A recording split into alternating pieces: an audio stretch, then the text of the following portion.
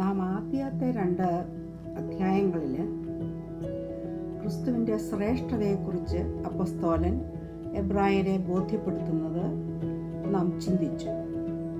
അവൻ ദൈവദൂതന്മാരെക്കാൾ ശ്രേഷ്ഠനാണ്. ഈ 3-ാം അധ്യായം തുടങ്ങുന്നതും ക്രിസ്തുവിൻ്റെ ശ്രേഷ്ഠതയെ ബോധ്യപ്പെടുത്തിക്കൊണ്ടാണ്. 2-ാം അധ്യായം തുടങ്ങുന്നത് പോലെ തന്നെ ഈ അധ്യായവും തുടങ്ങുന്നത് അതുകൊണ്ട് എന്നാണ്. അപ്പോസ്തലൻ ഈ എബ്രായ വിശ്വാസികളെ വിശുദ്ധന്മാർ എന്നാണ് സംബോധന ചെയ്യുന്നത്. നമുക്ക് 1-ാം വാക്യം വായിക്കാം. അതുകൊണ്ട് വിശുദ്ധ സഹോദരന്മാരെ, സ്വർഗീയ വിളിക്ക് ഓഹരിക്കായുള്ളവയെ, നാം സ്വീകരിച്ച് പറയുന്ന അപ്പോസ്തലനും മഹാപുരോഹിതനുമായ യേശുവിനെ ശ്രദ്ധിച്ച് നോക്കുകയും. പുതിയ നിയമത്തിൽ മാത്രമേ നാം വിശുദ്ധന്മാർ എന്ന സംബോധന കാണുന്നുള്ളൂ. ഈ വിശ്വാസികൾ ദൈവമക്കളാണ്. യേശുവിൽ കൂടി സഹോദര പദവി കിട്ടിയവരാണ്. അവരെ വിശുദ്ധ സഹോദരന്മാർ എന്ന അപ്പോസ്തലൻ ഗ്രീറ്റ് ചെയ്യുന്നു. ഈ സഹോദരന്മാർക്ക് ക്രിസ്തുവിൻ്റെ ശ്രേഷ്ഠത വീണ്ടും ഉറപ്പിച്ച് പറഞ്ഞു കൊടുക്കുന്ന ഒരു സ്ഥിതിയാണ് നമ്മളിവിടെ കാണുന്നത്. അവർ കർത്താവായ യേശു ക്രിസ്തുവിൽ കൂടെ സ്വർഗീയ വിളിക്ക് ഓഹരിക്കാരായി. പിന്നീട് അവരോട് പറയുന്നത്, നിങ്ങൾ ഈ ക്രിസ്തുവിനെ സൂക്ഷിച്ചു നോക്കുകയും. ഇംഗ്ലീഷിൽ അതിനുപയോഗിക്കുന്ന വാക്ക് കൺസിഡർ എന്ന വാക്കാണ്.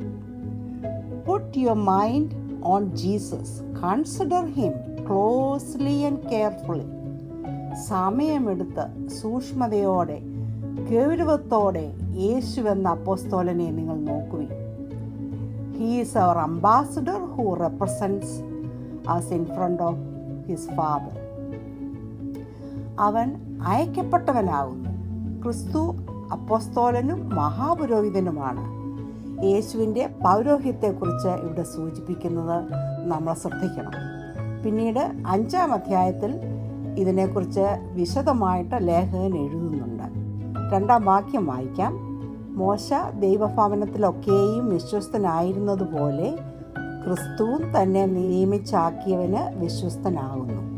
3-ാം വാക്യം, ഭവനത്തെക്കാളും ഭവനം ചമച്ചവന് അധികം മാനമുള്ളതുപോലെ ക്രിസ്തുവും മോശയേക്കാൾ അധികം മഹത്വത്തിന് യോഗ്യൻ എന്ന് എണ്ണിയിരിക്കുന്നു.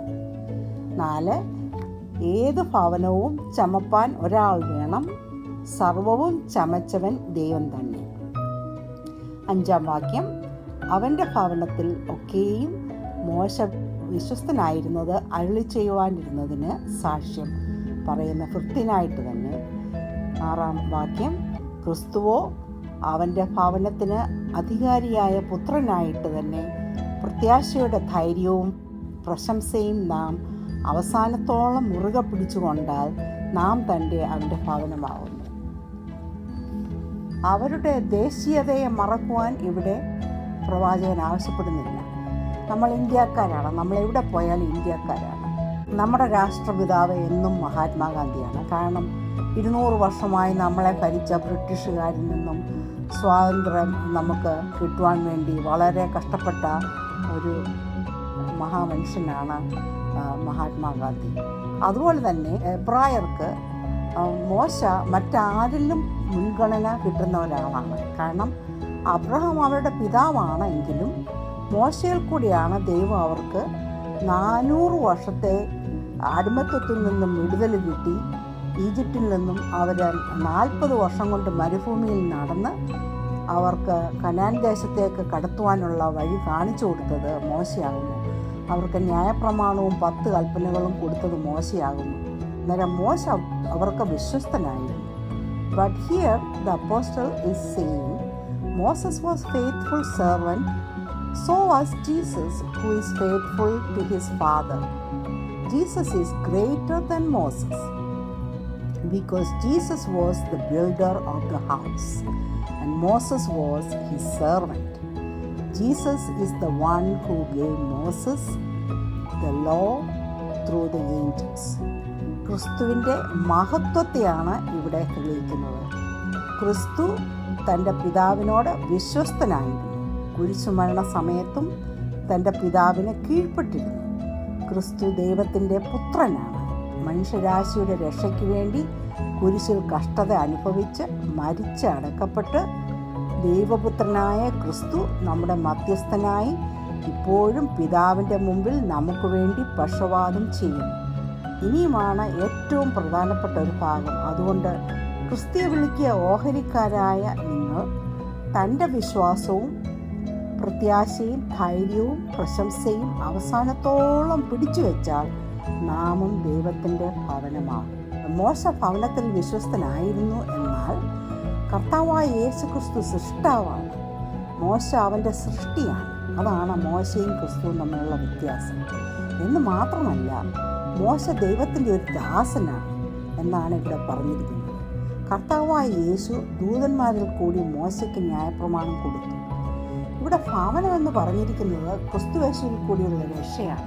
1 Peter 2:5 നമ്മളിങ്ങനെ വായിക്കുന്നു: നിങ്ങളും ജീവനുള്ള കല്ലുകൾ എന്ന പോലെ ആത്മീയ അനുഗ്രഹമായി യേശുക്രിസ്തു മുഖാന്തരം ദൈവത്തിന് പ്രസാദമുള്ള ആത്മീയ യാഗം കഴിപ്പാൻ തക്കവണ്ണം വിശുദ്ധ പുരോഹിത വർഗമാകേണ്ടതിന് പണിയപ്പെടുന്നു. അതുകൊണ്ട് അപ്പോസ്തലൻ നമുക്ക് തരുന്ന മെസ്സേജ് ഇതാണ്: ഈ പരീക്ഷണ സമയത്ത് ഈ വചനത്തിൽക്കുള്ള നമ്മൾ പഠിക്കുന്നത് നമ്മുടെ വിശ്വാസം നമ്മൾ കാത്തു സൂക്ഷിക്കണം. പ്രത്യാശ നമ്മൾ ഒരിക്കലും കൈവിടരുത്. ക്രിസ്തുവിൽ നമ്മൾ ധൈര്യമുള്ളവരായിരിക്കണം. കർത്താവിൻ്റെ സുവിശേഷം പ്രശംസയോടെ, വളരെ ധൈര്യത്തോടെ, അഭിമാനത്തോടെ നമുക്ക് പറയാവുന്ന രീതിയിൽ നമുക്ക് മറ്റുള്ളവരോട് പറയുവാൻ ഈ ഏറ്റവും പ്രയാസമുള്ള സമയത്തും നമുക്ക് സാധിക്കണം. അതാണ് നമ്മളെല്ലാവരും ഇവിടെ ശ്രമിക്കുന്നത്. അതിനുവേണ്ടി ഞാൻ ദൈവത്തെ സ്തുതിക്കുന്നു. നിങ്ങളുടെയൊക്കെ നല്ല പാട്ടുകളും വചനങ്ങളും വചനപ്രശംസയും എല്ലാം നമ്മൾ അന്യോന്യം പറഞ്ഞ് നമ്മൾ അന്യോന്യം ബലപ്പെടുത്തുകയാണ്. അല്ലെങ്കിൽ നമുക്ക് തന്നെ ഈ ലോകത്തിൽ ജീവിക്കുവാൻ പറ്റുകയില്ല. നമുക്ക് ഈ ക്രിസ്തീയ കൂട്ടായ്മ വളരെ ആവശ്യമാണ്. ഇത് ഓരോ ദിവസവും നമ്മൾ മുമ്പോട്ട് പോകണമെങ്കിൽ കർത്താവിൻ്റെ കൃപയില്ലാതെ നമുക്ക് മുമ്പോട്ട് പോകുവാൻ പറ്റത്തില്ല. അതുകൊണ്ട് നമുക്ക് കിട്ടിയ ഈ ക്രിസ്തീയ കൂട്ടായ്മയ്ക്ക് വേണ്ടി നമുക്ക് സ്തോത്രം ചെയ്യാം. എല്ലാ മഹത്വവും ദൈവം തന്നെ എടുക്കട്ടെ. നമുക്ക് എബ്രായർ 3-ാം അധ്യായം 7 മുതൽ 13 വരെയുള്ള വാക്യങ്ങൾ നോക്കാം. 7-8 വായിക്കുന്നു ഞാൻ. അതുകൊണ്ട് പരിശുദ്ധാത്മാവ് അരുളി ചെയ്യുന്നത് പോലെ ഇന്ന് നിങ്ങൾ അവൻ്റെ ശബ്ദം കേൾക്കുന്നുവെങ്കിൽ മരുഭൂമിയിൽ വച്ച് പരീക്ഷാ ദിവസത്തിലെ മത്സരത്തിലെന്ന പോലെ നിങ്ങളുടെ ഹൃദയം കഠിനമാക്കരുത്. അപ്പോസ്തലൻ അതുകൊണ്ട് എന്ന വാക്ക് വീണ്ടും ഉപയോഗിക്കുകയാണ്. ഇതുവരെ അവരെ പറഞ്ഞു മനസ്സിലാക്കിയതും ഇനിയും മനസ്സിലാക്കാൻ ഇരിക്കുന്നതുമായ കാര്യങ്ങളും തമ്മിൽ ബന്ധപ്പെടുത്തുന്ന ഒരു വാക്കായിട്ടാണ് ഇവിടെ ഈ വാക്ക് ഉപയോഗിച്ചിരിക്കുന്നത്. അതായത് 91-ാം സങ്കീർത്തനം 7-ാം വാക്യം വായിച്ചതിന് ശേഷമേ നമുക്ക് ഈ ഭാഗം വായിച്ചാൽ നമുക്ക് ശരിക്കും മനസ്സിലാക്കാൻ അത് പറ്റുകയുള്ളൂ, കാര്യത്തിനൊരു പ്രസക്തി വരികയുള്ളൂ. 95-ാമത്തെ സങ്കീർത്തനം 7-ാം വാക്യമാണ് ഇവിടെ കോട്ട് ചെയ്തിരിക്കുന്നത്. അവൻ നമ്മുടെ ദൈവമാകുന്നു, നാമോ അവൻ മേയ്ക്കുന്ന ജനവും അവൻ്റെ കൈക്കലെ ആടുകളും തന്നെ. ഇവിടെ സങ്കീർത്തനക്കാരൻ ക്രിസ്തുവിനെയാണ് നമുക്ക് കാണിച്ചു തരുന്നത്. 3-ാം അധ്യായം 8 മുതൽ 11 വരെയുള്ള വാക്യങ്ങൾ സങ്കീർത്തനം 95 8 മുതൽ 11 വരെയുള്ള വാക്യത്തിൻ്റെ കൊട്ടേഷൻ തന്നെയാണ്. ഇവിടെയുള്ള പ്രധാന വിഷയം അവിശ്വാസം എന്നതാണ്. 40 വർഷം എൻ്റെ പ്രവൃത്തികളെ കണ്ടിട്ടും മിസ്രയീമിൽ നിന്നും പുറപ്പെട്ട ജനം അവിശ്വാസവും സംശയഹൃദയവും ഉള്ളവരായിരുന്നു. ഇവിടെ അവരുടെ അവിശ്വാസം മൂലം അവർക്ക് കനാൻ ദേശം പ്രവേശിക്കുവാൻ സാധിച്ചില്ല. 11 ദിവസം കൊണ്ട് അവർക്ക് സീനായിൽ നിന്നും വാഗ്ദത്ത ദേശത്തേക്ക് വരാമായിരുന്നു. എങ്കിലും അത് 40 വർഷമായിട്ട് മാറി. അവരുടെ അവിശ്വാസം മൂലം ആ അവിശ്വാസമുള്ള തലമുറ മരുഭൂമിയിൽ പട്ടുപോകുമെന്ന് ദൈവം അരുളി ചെയ്തു. യോശുവ അടുത്ത തലമുറയെ വാഗ്ദത്ത ദേശത്തേക്ക് കൊണ്ടുവന്നു. മിസ്രയീമിൽ നിന്നും പുറപ്പെട്ട ഇസ്രായേൽ ജനത്തെ ആധാരമാക്കി അപ്പോസ്തോലിക കാലത്ത് ജീവിച്ചിരുന്ന എബ്രായരായ വിശ്വാസികളോട് 2 കാര്യങ്ങളാണ് പറയാൻ ശ്രമിക്കുന്നത്. ഒന്ന്, നിങ്ങളുടെ ഹൃദയം കഠിനമാക്കരുത്, നിങ്ങളുടെ വിശ്വാസം കാത്തുകൊള്ളണം. രണ്ടാമത്, നിങ്ങൾ ദൈവത്തോട് മത്സരിക്കരുത്, നിങ്ങൾക്ക് അനുസരണമുള്ള മനോഭാവം വേണം. പരിശുദ്ധാത്മാവാണ് ഈ സത്യങ്ങൾ വെളിപ്പെടുത്തുന്നത്. നമ്മൾ ഇനിയും 9-ഉം 10-ഉം വാക്യങ്ങൾ വായിച്ചാൽ അവിടെ വെച്ച് നിങ്ങളുടെ പിതാക്കന്മാർ എന്നെ പരീക്ഷിച്ചു. 40 ആണ്ട് എൻ്റെ പ്രവൃത്തികളെ കണ്ടിട്ടും എന്നെ ശോധന ചെയ്തു. അതുകൊണ്ട് എനിക്ക് ഈ തലമുറയോട് നീരസമുണ്ടായി. അവർ എപ്പോഴും തെറ്റിപ്പോകുന്ന ഹൃദയമുള്ളവർ എന്നും ഞാൻ പറഞ്ഞു. അതായത് അവരുടെ പിതാക്കന്മാർ ഈ അവിശ്വാസം മൂലം അവർക്ക് എന്ത് സംഭവിച്ചു എന്നുള്ളതാണ് നമ്മളിവിടെ വായിക്കുന്നത്. ഒന്നാമതായിട്ട് ദൈവത്തിന് അവരോടുള്ള നീരസമുണ്ടായി. അവർ ദൈവത്തിൻ്റെ മുമ്പിൽ തെറ്റിപ്പോകുന്ന ഹൃദയമുള്ളവരായി ദൈവം കണ്ടു. ദൈവത്തിന് അവരോടുള്ള വിശ്വാസം പൂർണ്ണമായിട്ട് നഷ്ടപ്പെട്ടു. മൂന്നാമത് ദൈവത്തിൻ്റെ ക്രോധത്തിൽ അവർ ഇരയായി. ദൈവത്തിലുള്ള സ്വസ്ഥത അവർക്ക് നഷ്ടമായി. ഇനിയും നമുക്ക് 12-ാമത്തെ വാക്യം വായിക്കാം. സഹോദരന്മാരെ, ജീവനുള്ള ദൈവത്തെ ത്യജിച്ചു കളയാതിരിക്കേണ്ടതിന് അവിശ്വാസമുള്ള ദുഷ്ടഹൃദയം നിങ്ങളെല്ലാവർക്കും ഉണ്ടാകാതെ ഇരിപ്പാൻ സൂക്ഷിപ്പീൻ. നിങ്ങളാരും പാപത്തിൻ്റെ ചതിയാൽ കഠിനപ്പെടാതിരിക്കേണ്ടതിന് ഇന്ന് എന്ന് പറയുന്നിടത്തോളം നാൾ തോറും അന്യോന്യം പ്രബോധിച്ച് കൊള്ളുവീൻ. ആദ്യ വിശ്വാസം അവസാനത്തോളം മുറുകെ പിടിച്ചുകൊണ്ടാൽ നാമും ക്രിസ്തുവിൻ്റെ പങ്കാളികളായി തീർന്നുവല്ലോ. എന്തിനെക്കുറിച്ചാണ് അപ്പോസ്തലൻ എബ്രായരെ പറഞ്ഞ് മനസ്സിലാക്കാൻ ശ്രമിക്കുന്നത്? 15 മുതലുള്ള 19 വരെയുള്ള വാക്യങ്ങളിൽ മരുഭൂമിയിലെ അവസ്ഥയാണ് നാം കാണുന്നത്. അവിശ്വാസം മൂലം ഇസ്രായേൽ മക്കൾക്ക് യഹോവയോട് മത്സരിച്ചതിൻ്റെ കാരണം മൂലം കനാനിലേക്കുള്ള സ്വസ്ഥതകൾ നഷ്ടപ്പെട്ട കാര്യങ്ങളാണ് നമ്മളിവിടെ വായിക്കുന്നത്. നിങ്ങളുടെ വിശ്വാസം കാക്കുക എന്നതായിരുന്നു അവരുടെ ആദ്യ വിശ്വാസവും. പാപമില്ലാത്തവൻ നമ്മുടെ പാപത്തിൻ്റെ പരിഹാരമായിട്ട് ക്രൂശിൽ മരിച്ചു എന്നതാണ് അവരുടെ ആദ്യത്തെ വിശ്വാസം. ഈ എബ്രായരുടെ ആദ്യത്തെ വിശ്വാസം. കർത്താവായ യേശു ക്രിസ്തുവിനെ രക്ഷിതാവായിട്ട് സ്വീകരിക്കുമ്പോൾ, നമ്മുടെ ജീവിതം അവനായിട്ട് സമർപ്പിക്കുമ്പോൾ, വിശ്വാസത്താൽ നാം അവനോടുകൂടി നടക്കുമ്പോൾ കനാൻ ദേശത്തെ സന്തോഷം നമുക്ക് ലഭ്യമാകും. നമ്മുടെ വിശ്വാസം അവസാനം വരെ കാക്കുമ്പോൾ നാം ക്രിസ്തുവിൻ്റെ പങ്കാളികളാകും.